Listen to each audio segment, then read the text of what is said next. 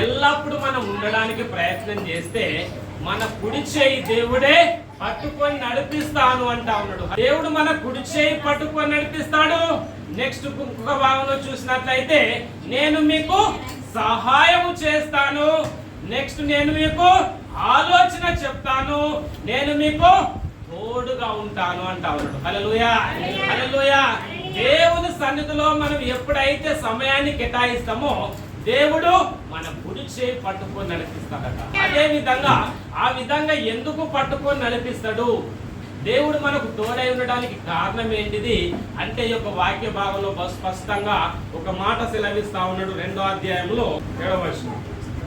కట్టడను నేను వివరించేదను, యెహోవా నాకిలాగు సెలవిచ్చెను, నీవు నా కుమారుడవు, నేడు నిన్ను కనియున్నాను, నన్ను అడుగుము, క్షణములను నీకు స్వాస్థ్యముగాను, భూమిని దిగంతముల వరకు నీకు సొత్తుగాను ఇచ్చేదను. ప్రజలందరూ ఎన్నో విధాలుగా ఈయనను గురించి లేదా మన గురించి అనుకుంటా ఉంటే దేవుడు ఏమని మాట్లాడుతా ఉన్నాడు అంటే ఒక మాట మాట్లాడుతా ఉన్నాడు.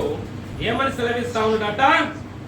నీవు నా కుమారుడవు, నేను నిన్ను కనియున్నాను, నన్ను అడుగుము, క్షణములను నీకు స్వాస్థ్యముగాను, భూమిని దిగంతముల వరకు సొత్తుగాను నీకు ఇచ్చేదను.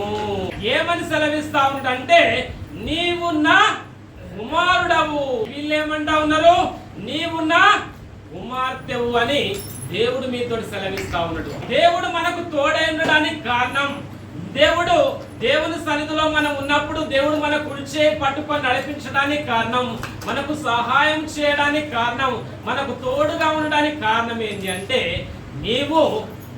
నేను దేవుని యొక్క కుమార్తెలమంట. హల్లెలూయా, హల్లెలూయా. కాబట్టి నీవు నా కుమారుడవు, నీవు నా కుమార్తెవు కాబట్టి నీకు ఏదైతే అవసరత ఉన్నదో నన్ను అడుగు అంటావు. దేవుని సన్నిధిలో మనం ఏదైతే అడుగుతామో అది నీకు అనుగ్రహిస్తాడట.